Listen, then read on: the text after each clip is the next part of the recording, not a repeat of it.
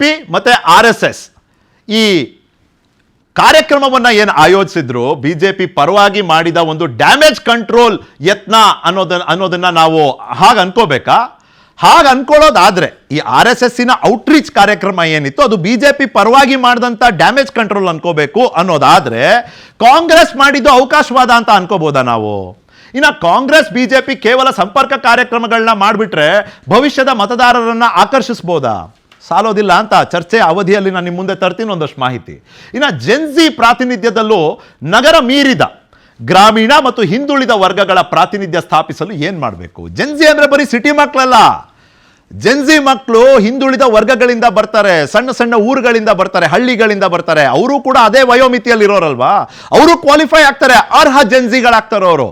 ಆದರೆ ಅವರ ಒಂದು ಧ್ವನಿ ನಗರದಲ್ಲಿ ಹುಟ್ಟು ಬೆಳೆದಿರುವಂಥ ಒಬ್ಬ ಜೆನ್ಜಿ ವ್ಯಕ್ತಿಗೂ ಮತ್ತೆ ಹಳ್ಳಿಯಲ್ಲಿ ಹುಟ್ಟು ಬೆಳೆದಂಥ ಒಬ್ಬ ಜೆನ್ಜಿ ವ್ಯಕ್ತಿಗೂ ಅವನ ಜೀವನ ಶೈಲಿಯಲ್ಲೂ ಅವನ ಜೀವನದ ಬಗ್ಗೆ ಇರುವಂಥ ವ್ಯಾಖ್ಯಾನ, ಆ ಜೀವನದ ಬಗ್ಗೆ ಅವ್ರು ಕಾಣ್ತಿರುವಂಥ ಕನಸುಗಳಿಗೂ ಅಜಗಜಾಂತರ ವ್ಯತ್ಯಾಸ ಇರುತ್ತೆ. ಎರಡಕ್ಕೂ ಇಲ್ಲಿ ಅವಕಾಶ ಇರಬೇಕು. ಇಷ್ಟೆಲ್ಲ ಪ್ರಶ್ನೆಗಳಿಟ್ಕೊಂಡು ನಾನು ಸ್ವಾಗತಿಸ್ತೀನಿ ಮತ್ತೊಮ್ಮೆ ಅಜಿತ್ ಅವ್ರನ್ನ, ಲೋಹಿತ್ ಅವ್ರನ್ನ, ವೈಷ್ಣವಿ ಅವ್ರನ್ನ. ಆಲ್ಸೋ ಆನ್ಲೈನ್ ಜಾಯ್ನ್ ಆಗ್ತಿದ್ದಾರೆ ನನ್ನ ಜೊತೆ ಇವತ್ತು ಲಾಲಾಜಿ ನಾಯಕ್ ಅವರಿದ್ದಾರೆ. ಲಾಲಾಜಿ ನಾಯಕ್ ಅವರು ನೀವು ನೋಡಿರ್ತೀರಿ ಅಂತ ಭಾವಿಸ್ತೀನಿ. ಡಿಜಿಟಲ್ ಮೀಡಿಯಾದಲ್ಲಿ ಒಬ್ಬ ಪ್ರಖ್ಯಾತ ಡಿಜಿಟಲ್ ಇನ್ಫ್ಲೂಯೆನ್ಸರ್ ಇದ್ದಾರೆ. ತಮ್ಮ ಅಭಿಪ್ರಾಯಗಳನ್ನ ಬಹಳ ಪ್ರಖರವಾಗಿ ಅವರು ವಿಶ್ಲೇಷಣೆ ಮಾಡಿ ಅದನ್ನ ನಿರೂಪಣೆ ಮಾಡ್ತಾರೆ. ಆಲ್ಸೋ ನನ್ನ ಜೊತೆ ಶರತ್ ಇದ್ದಾರೆ. ಶರತ್ ಕೂಡ ಯುವಕರೇ ಇದ್ದಾರೆ, ಮತ್ತೆ ಅವರು ಐಸಾ ಮುಖಂಡರಿದ್ದಾರೆ, ಆಲ್ ಇಂಡಿಯಾ ಸ್ಟೂಡೆಂಟ್ಸ್ ಅಸೋಸಿಯೇಷನ್ ಅಂತ ನಾನು ಭಾವಿಸ್ತೀನಿ. Thank you Sharath, thank you Lalaji, thank you Vaishnavi, Lohith and Ajith for joining me here.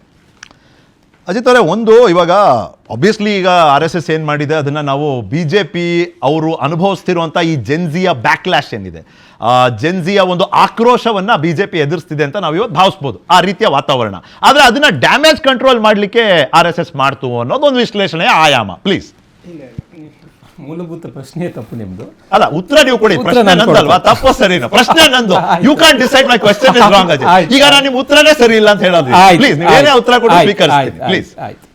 ಈಗ ಬಿಜೆಪಿಗೆ ಜಂಜಿಯಿಂದ ಸಮಸ್ಯೆ ಬ್ಯಾಕ್ಲಾಶು ಇದು ನಾನು ಒಪ್ಪುದಿಲ್ಲ. ಸೊ ಡೆಲ್ಲಿನಲ್ಲಿ ಆಗಿದ್ದೇನು ತೊಂದರೆ ಇಲ್ಲ. ನಿಮಗೆ ಸಮಸ್ಯೆಗಳಿದ್ದಾಗ ಪ್ರತಿಭಟನೆಗಳಾಗ್ತವೆ, ಪ್ರತಿಭಟನೆ ಆದಾಗ ಅದಕ್ಕೊಂದು ಸೊಲ್ಯೂಷನ್ ಸಿಗ್ತದೆ.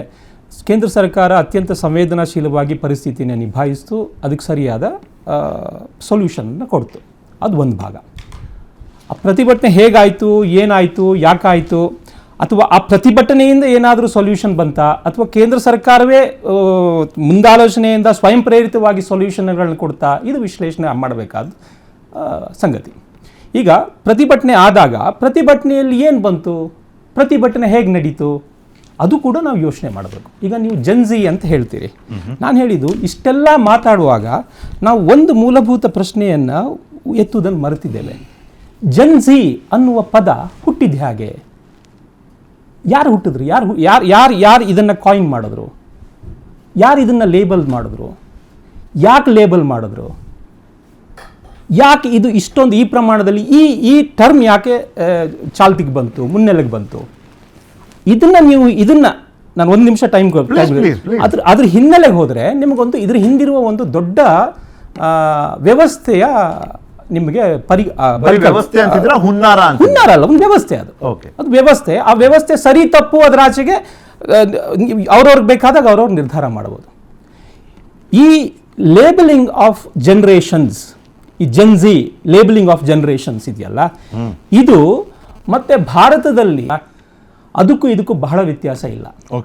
ಬ್ರಿಟಿಷರು ಭಾರತಕ್ಕೆ ಬಂದು ಜಾತಿಗಳನ್ನು ಪಟ್ಟಿ ಮಾಡಿ ಅದನ್ನು ಕೋಡಿಫೈ ಮಾಡುವ ತನಕ ಭಾರತದಲ್ಲಿ ಒಂದು ಕಾಮನ್ ಜಾಸ್ತಿ ವ್ಯವಸ್ಥೆ ಅಂತ ಇರಲಿಲ್ಲ. ಒಂದೊಂದು ಭಾಗದಲ್ಲಿ ಒಂದೊಂದು ಥರದ ವ್ಯವಸ್ಥೆ ಇತ್ತು. ಇವರು ಅದನ್ನೆಲ್ಲ ಕೋಡಿಫೈ ಮಾಡಿ ಹೀಗೆ ಅಂತ ಹೇಳಿ ಬರೆದಿಟ್ಟು ಹೋದರು. ಆಮೇಲೆ ಅವರು ಅದನ್ನು ಬೇಕಾದಾಗ ಬಳಸ್ಕೊಂಡ್ರು. ಅದು ಇತಿಹಾಸದ ಭಾಗ. ಅದೇ ಈಕೋಸಿಸ್ಟಮ್ ಮುಂದುವರೆದು ಈ ಜನರೇಷನ್ಗಳನ್ನು ಲೇಬಲ್ ಮಾಡೋದಕ್ಕೆ ಶುರು ಮಾಡಿತು. ಫಸ್ಟ್ ಟೈಮ್ ಇದು ಬಂದದ್ದು 1991ರಲ್ಲಿ ಜನರೇಷನ್ಸ್ ಅಂತ ಒಂದು ಪುಸ್ತಕ ಬಂತು. ಆ ಪುಸ್ತಕದಲ್ಲಿ ಜನರೇಷನ್ಗಳ ಬಗ್ಗೆ ಬರೀತಾರೆ ಅವರು. ಈ ಪುಸ್ತಕದ ಹಿಂದೆ ಉದ್ದೇಶ ಏನಿತ್ತು ಅಂದರೆ, ಮಾರುಕಟ್ಟೆಯನ್ನು ಹೇಗೆ ನಾವು ಸಂಶೋಧನೆ ಮಾಡಬೇಕು, ಬೆಳೆಯುತ್ತಿರುವ ಮಾರುಕಟ್ಟೆಯಲ್ಲಿ ಆಗ ಜಾಗತೀಕರಣ ಪ್ರಾರಂಭ ಆಗಿತ್ತು. 90ರಲ್ಲಿ ಜಾಗತೀಕರಣ ಸ್ಟಾರ್ಟ್ ಆಗಿತ್ತು. ಪಶ್ಚಿಮ ಜಗತ್ತು ಉಳಿದ ಹಿಂದುಳಿದ ದೇಶಗಳ ಬಗ್ಗೆ ನಿಮಗೆ ಅದನ್ನ ಶುರುವಾಗಿತ್ತು. ಓಕೆ, ಅಲ್ಲಿಂದ ಅದು ಶುರುವಾಯಿತು. 1993ರಲ್ಲಿ ಟ್ರೇಡಿಂಗ್ ಕಂಪನಿಯ ಒಂದು ಮ್ಯಾಗಝಿನ್ ದ ಏಜ್ ಅಂತ, ಅದು ಫಸ್ಟ್ ಟೈಮು ಜನ್ ಎಕ್ಸ್ ಮತ್ತೆ ಜನ್ ವೈ ಅಂತ ಶುರು ಮಾಡಿ ಅಡ್ವರ್ಟೈಸ್ ಗುರುತಿಸಿದ್ರು.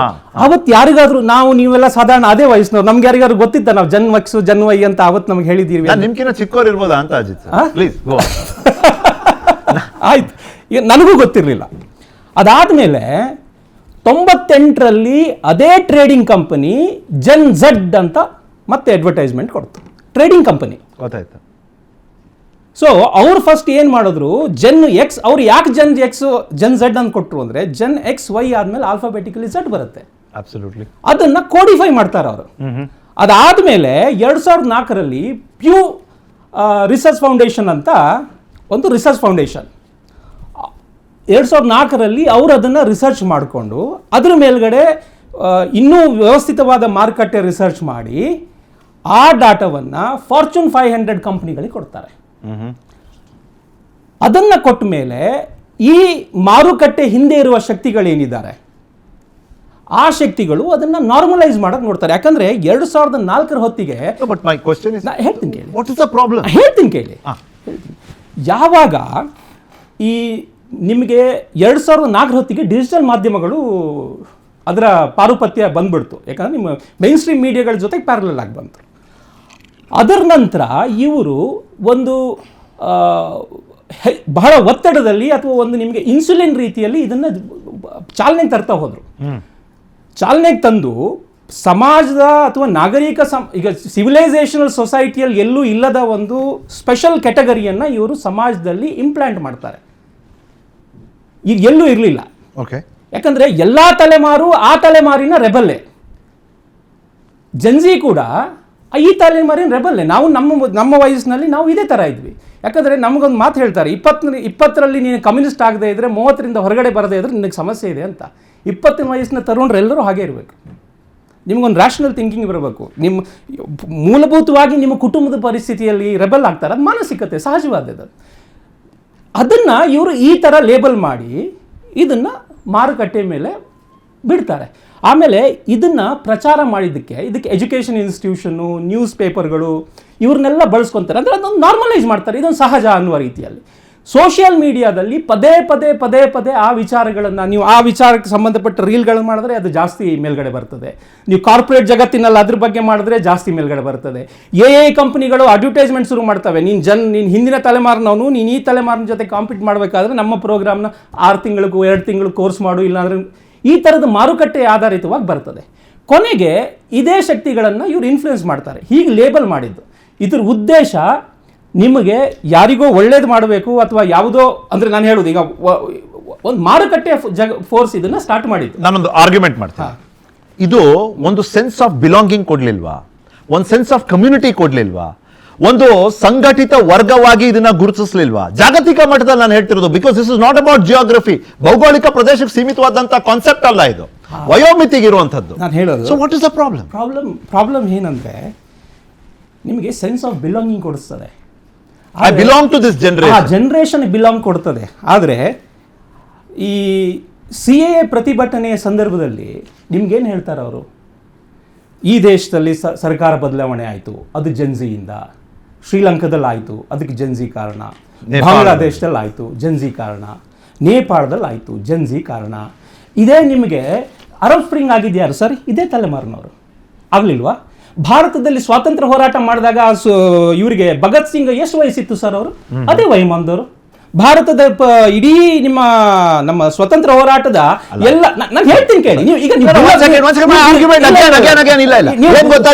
ನೀವು ಕೇವಲ ವಯೋಮಿತಿ ಅಂತ ಇಟ್ಕೊಂಡು ಮಾತ್ರ ನೋಡ್ತಿದ್ದೀರಿ, ಯುಗ ಮತ್ತೆ ಕಾಲಾನು ನೋಡ್ಬೇಕಲ್ಲ.